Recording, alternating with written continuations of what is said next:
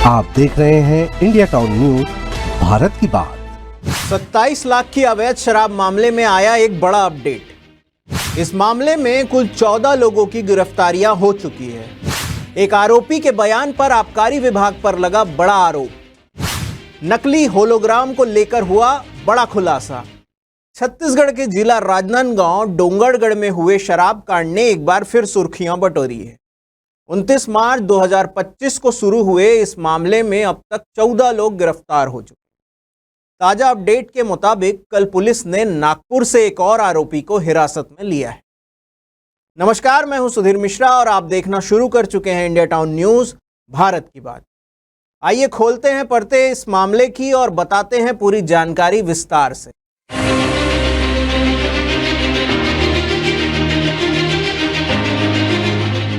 यह मामला तब सामने आया जब डोंगरगढ़ पुलिस ने ग्राम करवारी में रोहित नेताम उर्फ सोनू के फार्म हाउस पर छापा मारा। इस छापेमारी में मध्य प्रदेश की 432 पेटियां शराब, जिनकी कीमत लगभग 27 लाख रुपए आंकी गई, जब्त की गई। साथ ही खाली शीशियां, गोवा विस्की के स्टिकर और होलोग्राम का बंडल भी बरामद हुआ।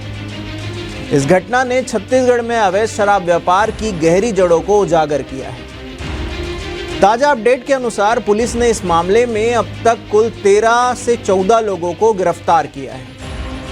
इस फार्म हाउस का मालिक रोहित नेताम उर्फ सोनू और नंद किशोर वर्मा उर्फ छोटा कट्टी शामिल है, जिन्हें पुलिस ने रिमांड पर लिया है। इसके अलावा होलोग्राम और स्टिकर की आपूर्ति करने वाले मनोज जासराम तिड़के को 7 अप्रैल को गोंदिया, महाराष्ट्र से गिरफ्तार किया गया। उसकी पूछताछ के आधार पर नागपुर से चंदन ममतानी को भी हिरासत में लिया गया, जो 53 साल का है और दीक्षित नगर का निवासी है। चंदन ममतानी के पास से नकली स्टिकर, होलोग्राम और 7 मोबाइल फोन बरामद किए गए। उसने स्वीकारा है कि वह मनोज तिड़के को कमीशन पर यह सामग्री उपलब्ध कराता था। वहीं मुख्य आरोपी रोहित नेताम के घर से एक नोट गिनने की मशीन भी जब्त की गई है, जो इस रैकेट के वित्तीय गतिविधियों की ओर इशारा करती है। इसके साथ ही मध्य प्रदेश के इंदौर से दशरथ मीणा को जगदलपुर पुलिस ने राजनांदगांव पुलिस की मदद से गिरफ्तार किया। दशरथ मीणा छत्तीसगढ़ में शराब की आपूर्ति में शामिल था और डोंगरगढ़ मामले में भी उसका संबंध पाया गया है। उसे प्रोटेक्शन वारंट के तहत यहां पर लाकर पूछताछ की जा रही है। पुलिस अब इस आपूर्ति श्रृंखला की अन्य कड़ियों की भी बारीकी से जांच कर रही है। एक बड़ी बात जो आरोपियों के बयान से सामने आई, डोंगरगढ़ में पकड़ आए अवैध शराब बॉटलिंग के आरोपियों ने पुलिस के सामने चौंकाने वाला बयान दिया है। इन आरोपियों में से एक ने साफ शब्दों में कहा है कि बेलगांव की सरकारी शराब दुकान में एक पेटी के पीछे 200 रुपए दिए जाने के बाद ही शराब की पेटी मिलती थी और यह सिस्टम पूरे जिले में काम कर रहा है। गिरफ्तार आरोपियों ने पुलिस को जो बयान दिया उसमें आबकारी विभाग पर गंभीर आरोप लगाए हैं। इनका कहना है कि मध्य प्रदेश और महाराष्ट्र से आ रही शराब की जानकारी आबकारी अफसरों को थी। बताया गया है कि इस मामले में पुलिस के हाथ कुछ महत्वपूर्ण सुराग भी लगे हैं, जिसकी अलग से जांच भी की जा रही है। आबकारी विभाग ने पूरे जिले में एक सिंडिकेट के माध्यम से यह सिस्टम चला रखा है। इतना सब होने के बाद भी जिला प्रशासन द्वारा आबकारी अधिकारियों के खिलाफ कार्रवाई नहीं किया जाना आश्चर्यजनक है। इस मामले में राजनीतिक दृष्टिकोण, यह मामला सिर्फ आपराधिक नहीं बल्कि राजनीतिक रूप से भी गरमाया हुआ है। बीजेपी ने कांग्रेस पर सत्ता में रहते हुए शराब नीति में भ्रष्टाचार का आरोप लगाया है।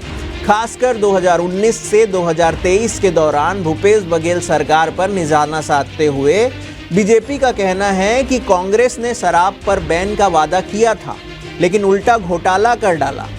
दूसरी ओर कांग्रेस ने बीजेपी पर राजनीतिक बदले की कार्रवाई का इल्जाम लगाया है। ये अवैध रूप से डोंगरगढ़ में लंबे समय से शराब की तस्करी चल रही थी और बड़ी सफलता मिली है कि वहाँ पे बॉटलिंग प्लांट भी मिला है और उस पूरे षड्यंत्र में कहीं न कहीं काफ़ी लोगों का उस पे सहयोग और समर्थन होगा।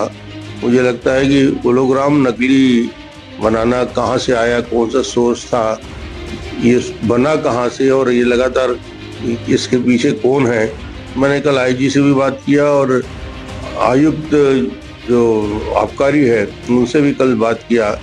दोनों ने कहा है कि इसमें सख्ती के साथ कार्रवाई करेंगे और तह तक जाएंगे और जो जितने भी और प्रमुख लोग आते हैं सबको इसमें टारगेट किया जाएगा। हाल ही में प्रवर्तन निदेशालय यानी ईडी ने भूपेश बघेल के बेटे चैतन्य बघेल के घर छापे मारे, जिसके बाद यह विवाद और तेज होता चला गया। अब इसमें आगे की संभावनाएं, पुलिस का कहना है कि जांच अभी जारी है और होलोग्राम स्टिकर और ढक्कन के स्रोत का पता लगाने के लिए और गहराई से जांच की जाएगी। संभावना है कि इस मामले में और भी गिरफ्तारियां हो सकती है। राजनीतिक रूप से यह मामला आने वाले दिनों में और तूल पकड़ सकता है, खासकर अगर इसे चुनावी मुद्दा बनाया गया तो ये थी डोंगरगढ़ शराब कांड 2025 की ताजा अपडेट। इस मामले में हर नए घटनाक्रम पर हमारी नजर बने रहेगी। तब तक हमें दीजिए इजाजत। देखते रहिए इंडिया टाउन न्यूज, भारत की बात। जय हिंद।